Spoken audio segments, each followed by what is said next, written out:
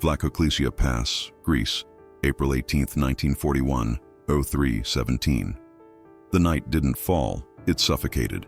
Here in the jagged throat of the mountains separating western Macedonia from the plains of Thessaly, the air was blade-sharp and smelled of pine resin, ozone, and cold stone.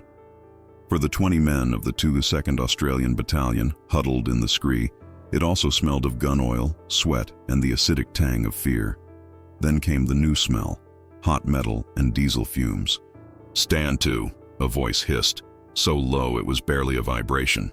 Lieutenant Jack Dingo Malone pressed the cold steel of his field glasses to his eyes. Below, a single pinprick of light, a motorcycle headlamp used against all standing orders, stabbed the darkness. It was followed by another, and another. A serpent of muffled engines and clattering tracks was feeling its way into the pass. This was Kampfgruppe Steiner, a forward element of the elite Leibstandarte SS. They were moving fast, too fast, a mechanized scythe aimed at the vulnerable flank of the retreating Anzac Corps. Malone's men, remnants of a platoon shattered and bypassed 3 days ago, were all that stood in their way. 20 men. 20 men and a desperate, half-insane idea. "Kincaid?" Malone whispered into the field telephone. "Target, lead elements, on my mark." He watched the columns head and Stel KFZ, 251 half-track, grind to a halt at the narrowest point, where his men had spent 6 hours rigging a rock slide with captured Italian dynamite. "Now, Rusty, hit them hard." Sergeant Rusty Kincaid, a man who looked like he'd been carved from ironbark, grunted an affirmative. "Fire one." The thwump of their single captured 81 mm mortar was swallowed by the hills. Malone counted. 1, 2, 3. The world exploded.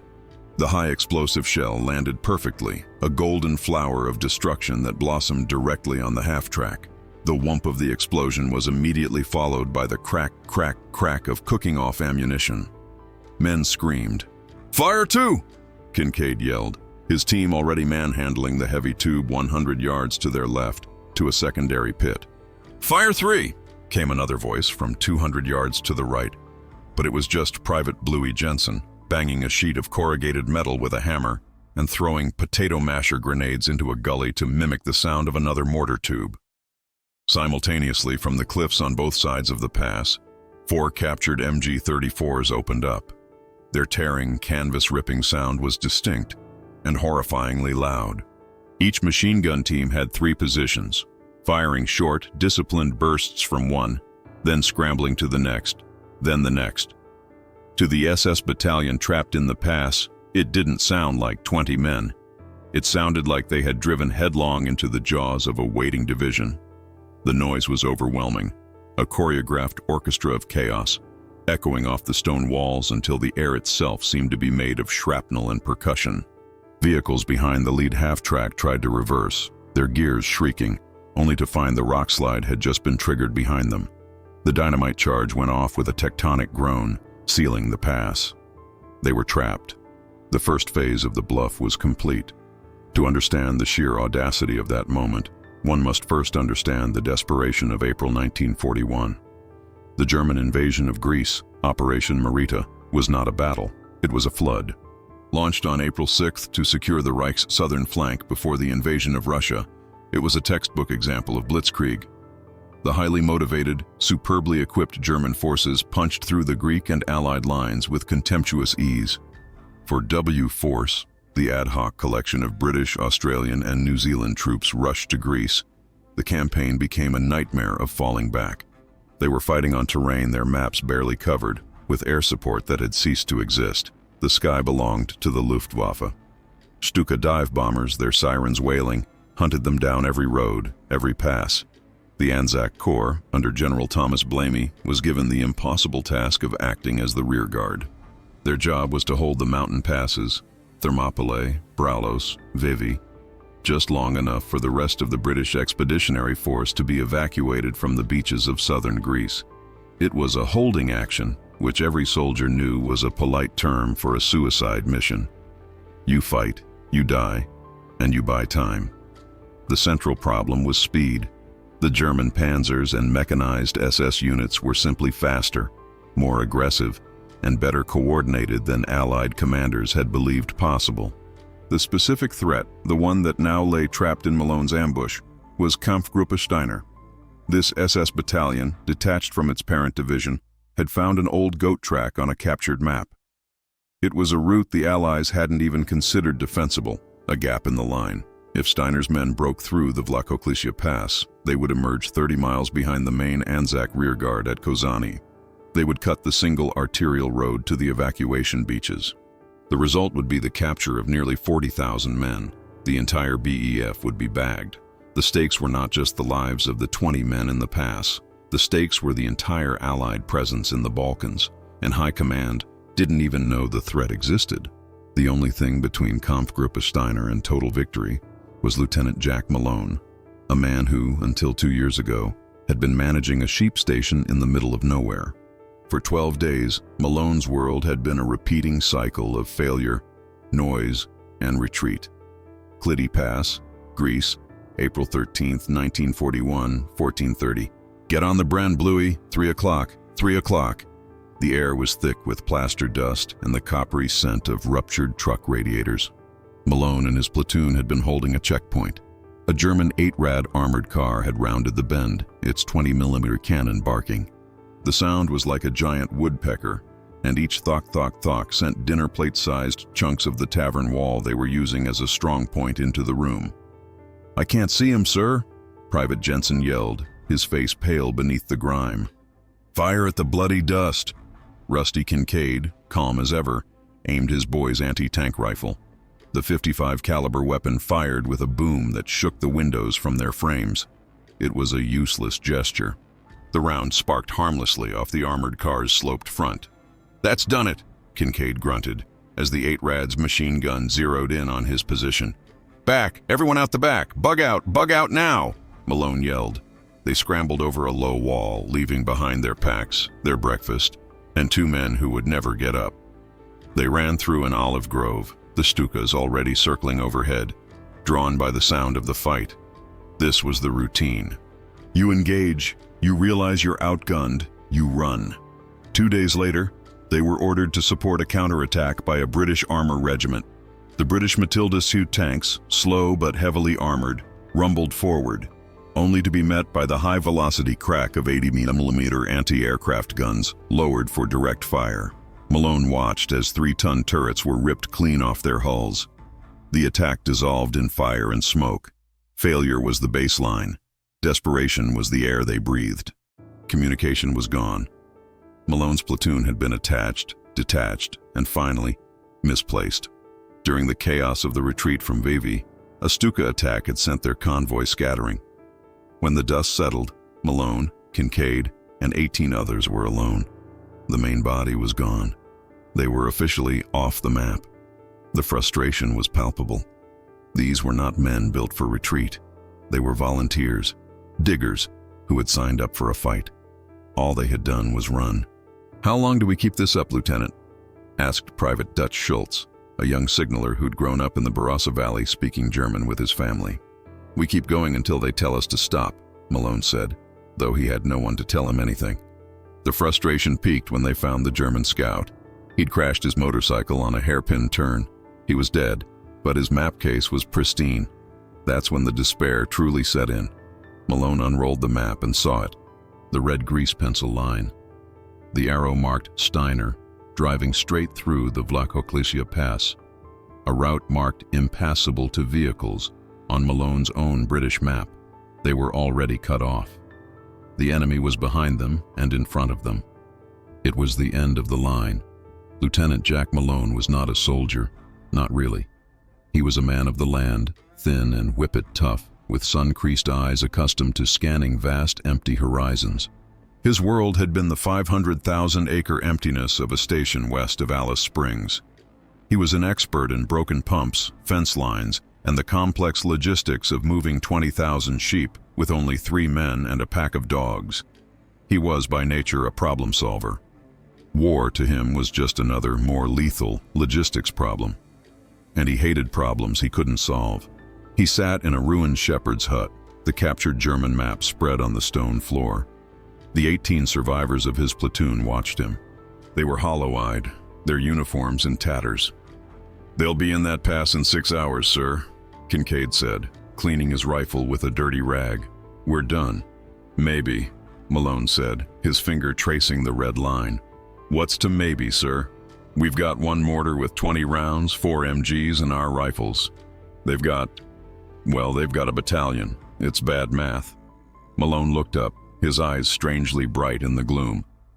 "The math's only bad if you're trying to win, Rusty." "Beg pardon, sir? I'm not trying to win. I'm trying to make them lose." He tapped the map. "Look at this pass. It's a bastard of a place. One way in, one way out. High walls, no radio signal." He looked at Dutch Schultz. "That's what the scout's log said, right? Radio blackout in V-Pass?" Dutch nodded. "Yes, sir. He was complaining about it. Couldn't reach his HQ for 2 hours on his way up." The spark ignited in Malone's mind. It wasn't a flash of genius. It was a cold, pragmatic calculation, the same kind he'd used to trap a pack of dingoes that were killing his sheep. "If they can't talk to their HQ," Malone said, thinking aloud, "then the only thing they know about the world is what we tell them." The men stared. "Sir?" Malone stood up, a sudden, terrifying energy radiating from him. "We're not 20 men, lads. We're a ghost. We're an echo. Kincaid, you're not a mortar sergeant. You're an artillery battery. UMGs." He pointed to the machine gunners. "You're not 4 teams. You're 2 heavy weapons companies, 1 on each ridge. Bluey, you're a demolition crew." He turned back to Dutch Schultz, who was holding the German scouts' field radio. "And you, Dutch, you're their worst bloody nightmare. You're going to be their eyes and ears." The plan formed, brutal and beautiful in its simplicity. They would not defeat the SS battalion. They would spook them. They would use the pass as an echo chamber, the captured weapons as instruments, and the enemy's own arrogance against them. They would create an illusion so perfect, so terrifying, that a battalion of elite soldiers would believe they were surrounded by a division. "They think this pass is empty," Malone said, his voice dropping to a conspiratorial whisper. "We're going to make it the loudest, most terrifying place in all of Greece. You're crooks, sir. No offense." Private Shiner White, the platoon's Bren gunner, spat on the ground. "You're telling us we're going to bottle up 800 hard-case SS? With what? Harsh language?" The hut was silent. Malone's plan had landed like a lead weight. These men were brave, but this was beyond belief. It was suicide dressed up as a clever trick. "They'll roll right over us in 10 minutes, Shiner continued, his voice rising. "They'll climb those bloody ridges and cut us to ribbons. We should be moving, sir." "Making for the beaches." "He's right, Jack," Rusty Kincaid said quietly, using the lieutenant's first name. It was a rare and worrying event. "This isn't the Outback. These aren't sheep. They're SS. They don't spook." Malone let the dissent hang in the air. He respected these men too much to pull rank. He had to convince them. "You're right, Rusty. They don't spook, but they're still just men, and men who are blind, deaf, and cut off. They make mistakes." "Their commander," Malone tapped the map. "He's arrogant. He's pushing his men through a blackout zone without proper scouting. Why? Because he thinks we're beaten. He thinks we're all running." He looked at each man. "He's not expecting a fight. He's certainly not expecting a division to be sitting on his head. We're not going to give him time to think. We're going to hit him with everything at once. We're going to confirm his worst fear." The men were still skeptical, but the seed of what if was planted. "And what about that?" Kincaid pointed to the German radio set. "That's the key, isn't it? What if this Dutch kid of yours gets it wrong? What if they don't buy it?" All eyes turned to Private Dutch Schultz. He was 20 years old and looked younger. He was trembling, but not from fear. It was excitement. "I can do it, sir," Dutch said, his voice clear. "My grandfather, he was from Prussia. He taught me High German. These SS officers, they're not common infantry. They speak a certain way. Educated, arrogant. I know the words. I know the tone." Malone nodded. "See? They're arrogant, and we're going to use it." He didn't wait for full agreement.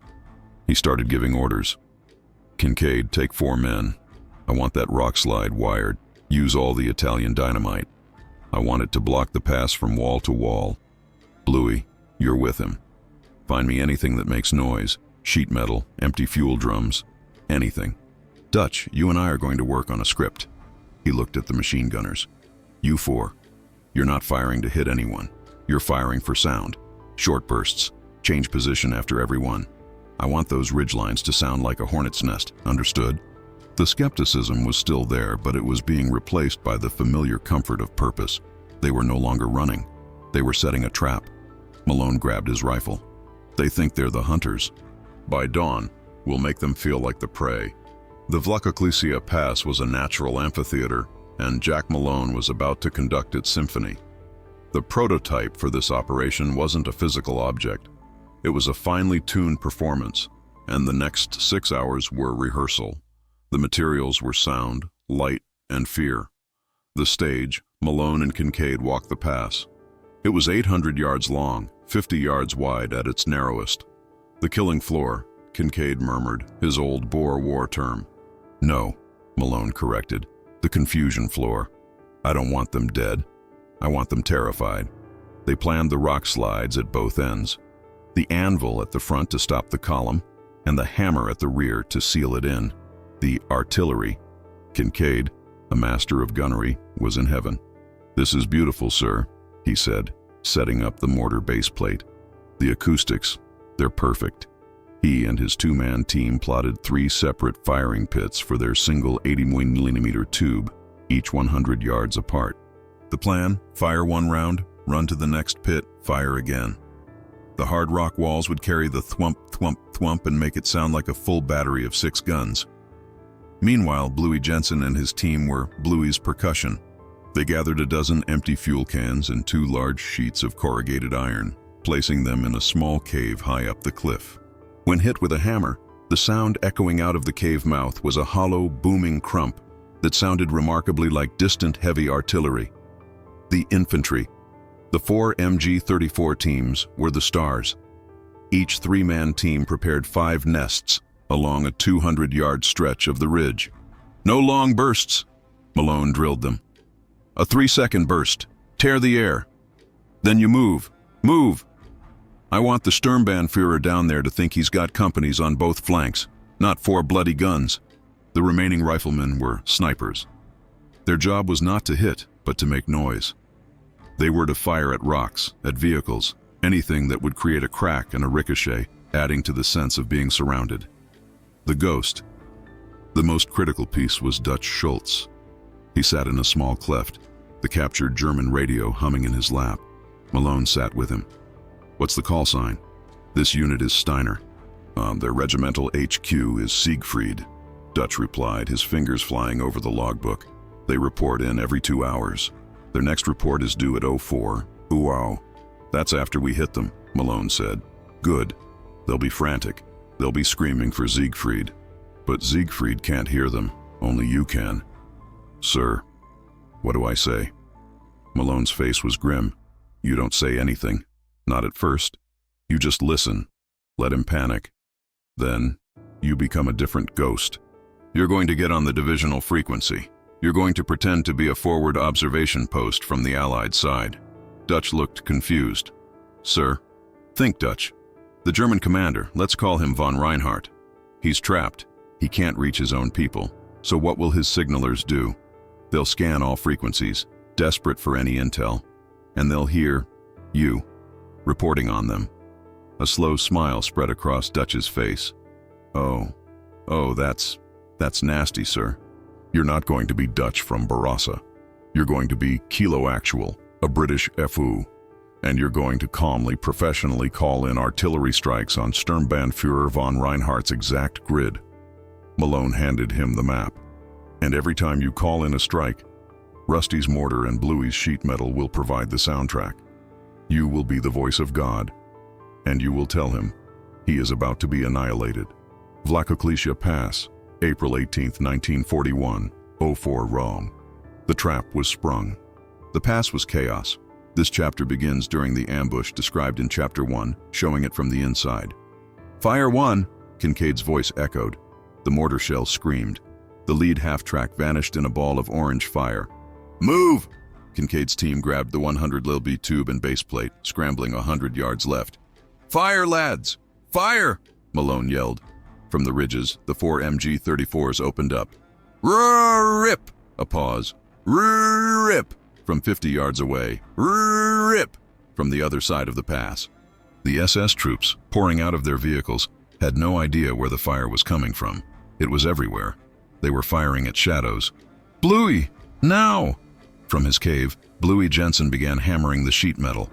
Crump, crump, crump, crump. The sound was deafening, a monstrous percussion section of imaginary heavy guns. Rockslide, rear! Kincaid yelled into the phone.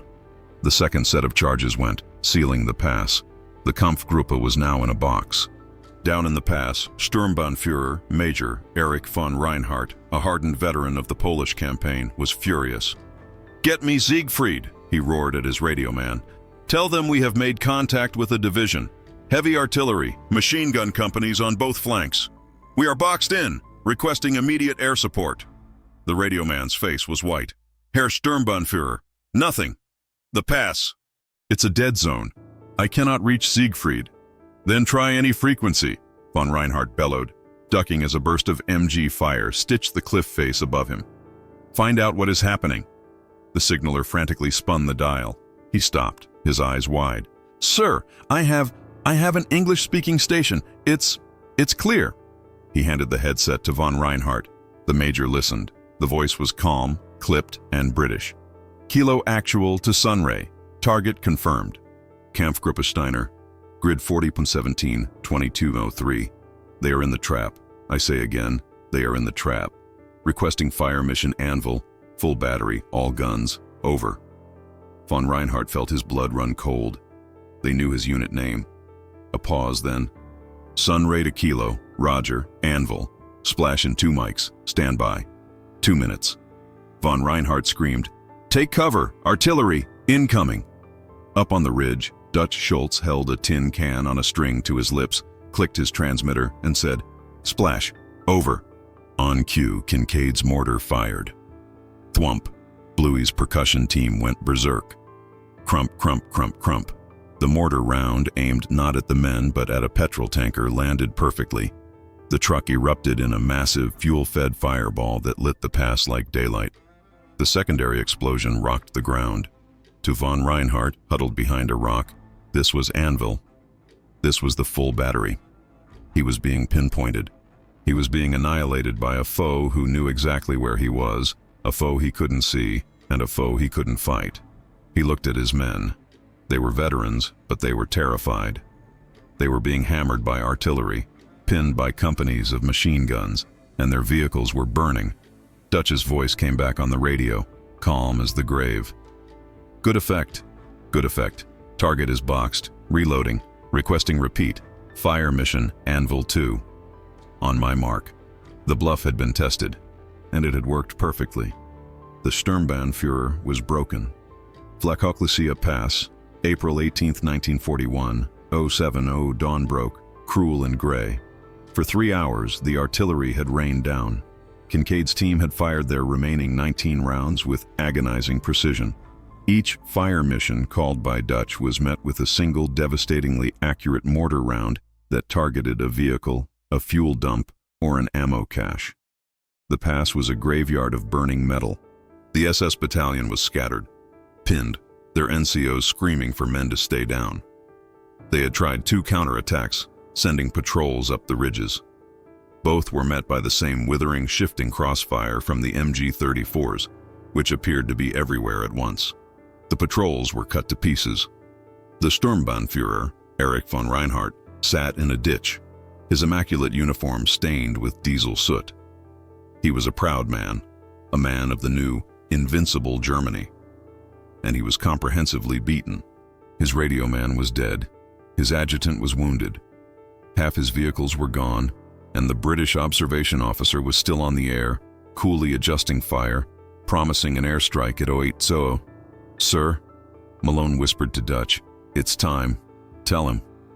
Dutch nodded, his throat dry. He switched to the German command frequency, the one he had simply monitored all night. He took a breath and, using his most commanding officer-class German, he broadcast, "Achtung, Achtung," to the commander of the German forces in Flachhochlicia Pass. This is Lieutenant General Sir Thomas Blamey, Headquarters, 6th Australian Division. Down in the pass, von Reinhardt's eyes shot open. He scrambled to his remaining radio. "You are surrounded," Dutch continued, his voice resonating with cold authority. "You are flanked by 2 brigades of the 6th Australian Division to your north and south. The British 1st Armoured Brigade holds the pass exit. Our artillery is registered on your position. Your situation is hopeless. You have 30 minutes to surrender unconditionally, or you will be annihilated. Signal your intent by walking to the center of the pass with a white flag."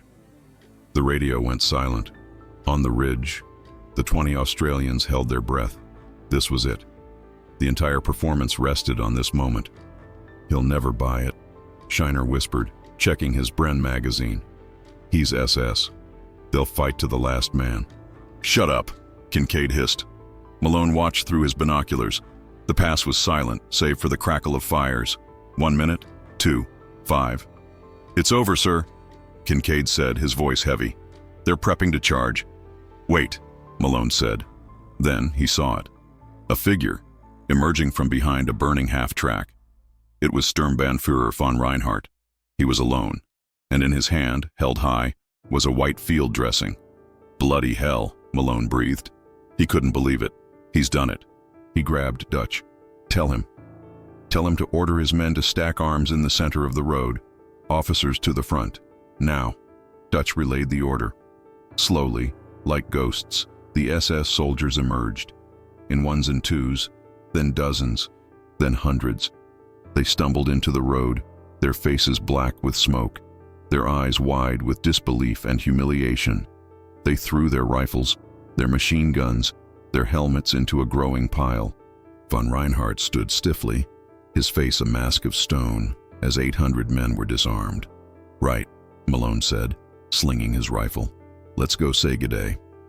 He, Kincaid, and Dutch walked down the goat track, the 3 of them emerging from the smoke. Von Reinhardt stared. He was expecting a general and his staff. He saw a tired-looking lieutenant and 2 NCOs, all of them filthy. Where is the general?" Von Reinhardt demanded in perfect English. Malone stopped 10 feet from him. "He's busy, Major. You'll be dealing with me." I do not understand," the German officer stammered, his eyes darting to the empty ridges. "Where is the 6th Division? Where is the artillery?" Malone just looked at him. He didn't say a word, and in that terrible, dawning silence, von Reinhardt understood. He looked from Malone's grin to the empty hills, and his face, for the first time, crumpled. He had surrendered a battalion to a phantom. "Right," Kincaid grunted, leveling his rifle. "Get 'em moving. We've got a long walk." The scene that greeted the 1st British Patrol, a lost squadron of the 1st Armoured Brigade that had stumbled upon the pass an hour later, was one of pure, surreal fantasy. A column of 800 elite German soldiers, hands laced on their heads, was being marched down the road. Their guards? 20 exhausted, grinning Australians. The growing pile of captured Mauser rifles, MP40s, and MG34s was already taller than a man. The British squadron commander, a major with a handlebar mustache, had to stop his honey tank and remove his goggles, convinced he was hallucinating. "Good Lord," he sputtered, approaching Malone. Who are you people?" "Lieutenant Malone, 2nd. These are the prisoners." "Prisoners?" "Malone, that's a battalion." "Aye," Kincaid chimed in. "A bit of a rowdy one, too. We'll be handing them over to you, Major. We've got places to be." The news traveled faster than a radio signal. It didn't go through official channels at first. It spread as legend. "Did you hear? A platoon of Aussies?" "No, it was a company. I heard they captured an entire SS regiment." By the time the official report, written by Malone on a greasy message pad, reached Anzac HQ, it was met with total disbelief. From LTJ Malone, 210BN to 6 Div HQ 18 APR 41. Engaged Kampfgruppe Steiner, Vlachoklisia Pass, ZO3 No. Enemy force 800 plus SS, 50 plus vehicles, enemy battalion surrendered 0730. Prisoners handed to 1 RMD BDE. My casualties, nil, proceeding to rejoin unit. General Blamey allegedly read the signal 3 times before throwing it down. Is this a joke? Find this man. Find out what really happened. But it was what happened. The capture of Kampfgruppe Steiner was a strategic miracle. It had punched a 24-hour hole in the German advance. The main road, which should have been cut, remained open. 2 entire brigades, nearly 8,000 men, who had been trapped north of Kozani, were able to stream past the Vlachoklesia turnoff and make it to the evacuation beaches at Monemvasia. Malone's 20 men hadn't just saved themselves. They had saved the Anzac Corps. When Malone finally reported to a furious brigadier at Divisional HQ 2 days later, he wasn't court-martialed for disobeying orders. He was given a mug of tea and a confused, stunned look. "Lieutenant," the brigadier said, "I have just had General Wavell himself on the wireless. He wants to know who you are. Apparently, German High Command is screaming its head off, demanding to know what super weapon we used in the Vlachoklesia Pass. They're convinced we gassed them." Malone just sipped his tea. "No gas, sir. Just good acoustics." Recognition was immediate. Malone was put in for a distinguished service order. Kincaid, a military cross. Dutch Schultz, a military medal. The 20 of the pass became ghosts, legends of the Greek campaign. You cannot bottle lightning twice. The Malone Bluff, as it came to be known, was a unique event, born of specific terrain, specific equipment, and a specific arrogant enemy commander. But the idea was infectious. The principle of the bluff spread through the battered Allied forces. It was psychological warfare, Anzac style. In the desperate running battles on the island of Crete a few weeks later, the lessons of Vlachoklesia were adapted. Modification: small cut-off groups of New Zealanders and Australians, armed with captured German radios, began ghosting enemy frequencies. They wouldn't try to force a surrender, but they would feed false intelligence. They'd report non-existent Allied tank movements, causing German Fallschirmjäger, paratroopers, to divert precious resources to phantom threats. They'd call in artillery on their own empty positions, drawing Luftwaffe strikes onto empty patches of hillside. Enemy countermeasure: the Germans were not stupid. The humiliation of Vlachoklesia led to an immediate and brutal change in their standing orders. Radio silence. Radio procedures were tightened. Encryption was changed weekly, not monthly. Any unauthorized broadcast on a command frequency was to be met with an immediate directional fix and an artillery strike. No surrender. A new order was circulated specifically regarding Anzac troops. They were branded gangsters, criminals, and ununiformed terrorists for their use of trickery. SS and Fallschirmjäger commanders were quietly informed that prisoners from irregular Australian or New Zealander units were not a priority. The war in Crete and North Africa became notably more vicious. Aggressive scouting. Never again would a German commander drive blind into a choke point.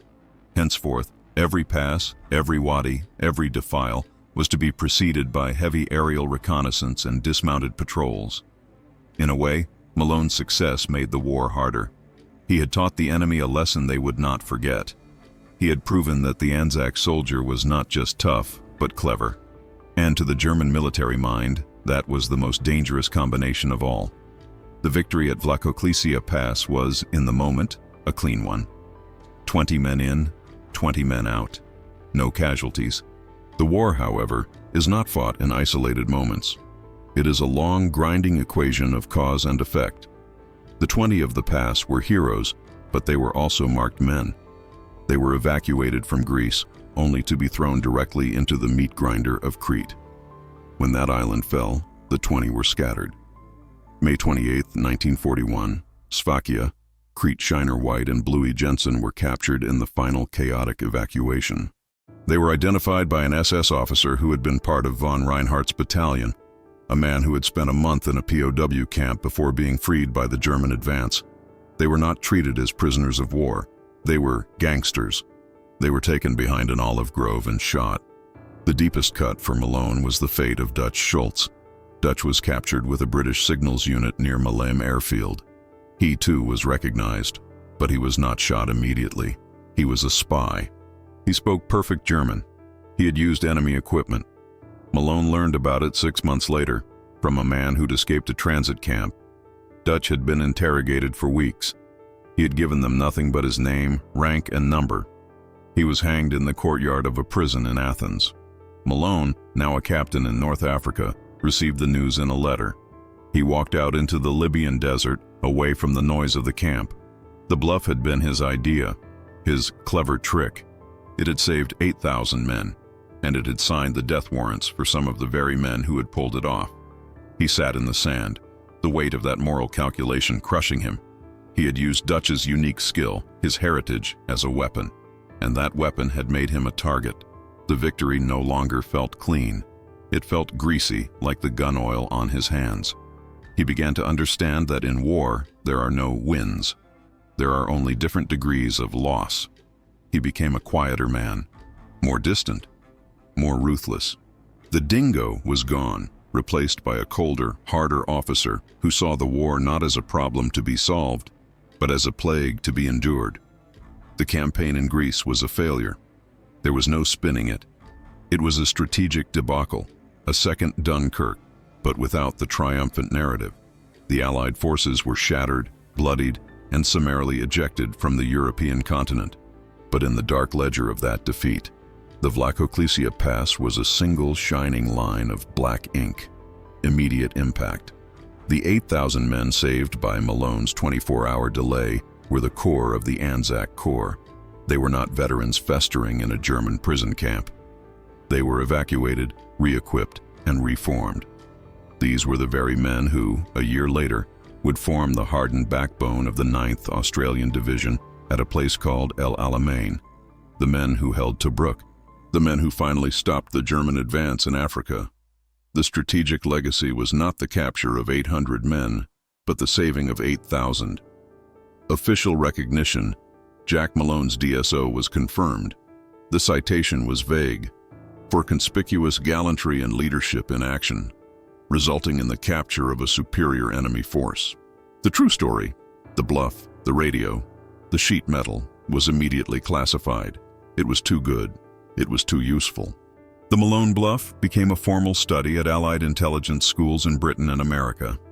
It was taught as a case study in psychological warfare, in how to use an enemy's own assumptions and communication systems against them. It influenced the formation of deception units like the A-Force in North Africa and the larger, more famous Ghost Army that would deceive the Germans about D-Day. Malone's orchestra of 20 men in a Greek pass had written the first bar of a symphony of deception that would echo for the rest of the war. Barossa Valley, South Australia, 1985. An old man sits on the porch of a small vineyard. He is watching the sunset paint the hills in shades of purple and gold. He holds a small, tarnished military medal in his palm. It is not his. A young historian sits opposite him. But, Herr Schultz, you were there. You were one of the 20. The old man, Dutch Schultz, smiles faintly. The story of his execution had been a mistake, a fog of war rumor that Malone had believed until 1946. Dutch had, in fact, escaped the Athens prison, aided by Greek partisans, and spent 2 years fighting in the mountains. I was there, Dutch says, his German accent now softened by 40 years of Australian sunshine. But the story is Jack's. He was the one who saw it. We just played our parts. And Sturmbannführer von Reinhardt? The historian asks. He died in a POW camp in Egypt in 1944. Typhus, Dutch replies. He died believing he had been honorably defeated in battle by a full division. Perhaps it was better that way. Alice Springs, Northern Territory, 1985. The same historian finds Jack Malone on a vast red dust station. Malone is still thin, still tough, his eyes still holding the horizon. He does not want to talk about it. It was a long time ago, Malone says, his voice a gravelly rasp. It was a trick, a necessary one. The Germans called it criminal, the historian presses. They said it was against the rules of war. Malone lets out a short, harsh laugh. He gestures to the vast, empty land around them. Out here, you learn there's only one rule. You survive. The dingo doesn't play by rules when he's hunting the sheep, and the storm doesn't play by rules when it's trying to kill you. The war, it was a storm. Those men in the pass, they were the pack. We just did what we had to do. He turns to go inside. But sir, the historian calls out, You saved 8,000 men. You're a hero. Jack Malone stops at the door. He looks back, the setting sun catching the deep lines on his face. The heroes, son, are the ones who didn't come back. I was just the one with the map. He goes inside, leaving the historian alone with the wind and the blood-red dust.